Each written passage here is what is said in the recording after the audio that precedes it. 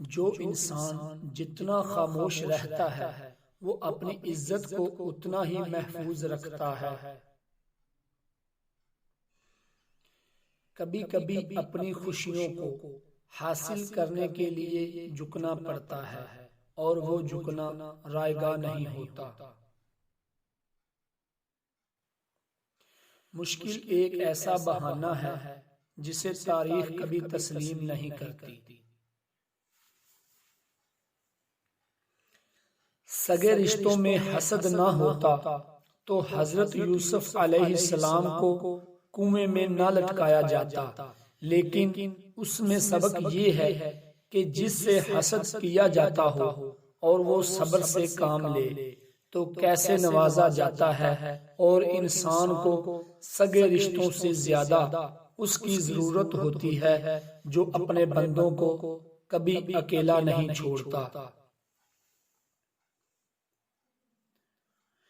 جسم میں سر اونچا ہوتا ہے، لیکن اگر ذلت ملے تو جوتے بھی سر پر لگتے ہیں، جبکہ پاؤں سب سے نیچے ہوتے ہیں، مگر عزت ملے تو لوگ پاؤں پہ پگڑی رکھ دیتے ہیں۔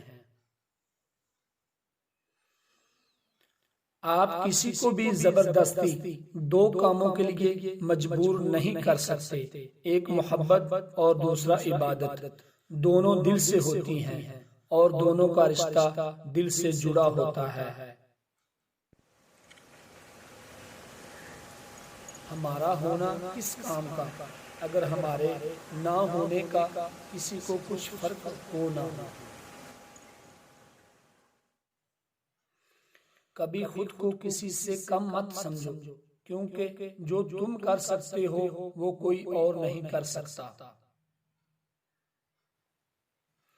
وہ کہنے لگے، ماں کے قدموں تلے تو جنت ہوتی ہے، باپ کے قدموں میں کیا ہوتا ہے؟ تو میں نے کہا، باپ کے قدموں میں ایک پھٹا ہوا جوتا ہوتا ہے جو اپنی اولاد کی خاطر رزق حلال کمانے کے دوران در بدر ہوتے گھس جاتا ہے۔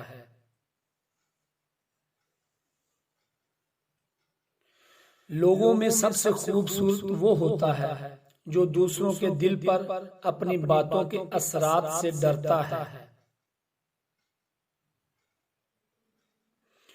کچھ خواب ہوا میں بکھری خوشبو کی مانند ہوتے ہیں جن کو صرف محسوس کیا جا سکتا ہے، اس کو چھونے کی جستجو نہیں کی جا سکتی۔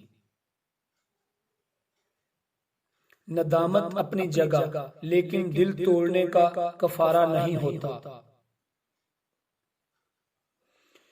جب کوئی دروازہ آپ کے لیے بند ہو جائے تو اس پر دستک دے کر اپنی عزت نفس کو نہ گرائیں۔ جب تمہیں لگے کہ تمہارا کوئی نہیں ہے تو آسمان کی طرف دیکھنا، وہاں وہ ہے جو ہمیشہ سے تمہارا تھا اور ہمیشہ رہے گا۔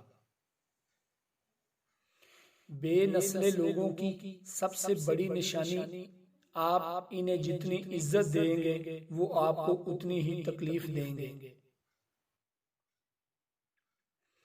سجدے کی توفیق ملنا بھی رب کی نعمتوں میں سے ایک بہترین نعمت ہے۔ جن سے یہ توفیق چھن جاتی ہے پھر نہ وہ دنیا کے رہتے ہیں نہ ہی دین کے۔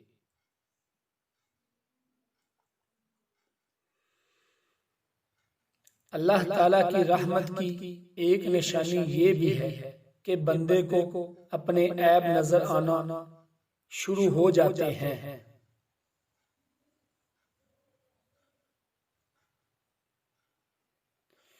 لہجے بھی موسموں کی طرح ہوتے ہیں، وقت اور جگہ دیکھ کر بدل جاتے ہیں۔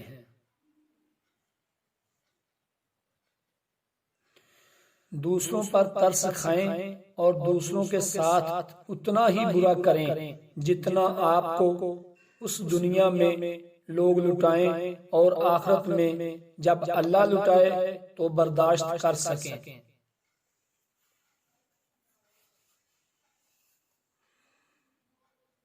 ایک دروازہ ہمیشہ کھلا رہتا ہے، اللہ کا دروازہ، کتنی شرم کی بات ہے کہ اس دروازے پر ہم دستک صرف تب دیتے ہیں جب ہم مشکل میں ہوتے ہیں، مگر پھر بھی وہ دروازہ کھول دیتا ہے اور یہ نہیں کہتا کہ اب کیوں آئے ہو، بس تم دستک دو اور باقی کام اس رب کا ہے۔ اس کے پاس ہی ہے تمہارا سکون، تم میلے ہو، گندے ہو، برے ہو، لیکن اپنے رب کے لیے بہت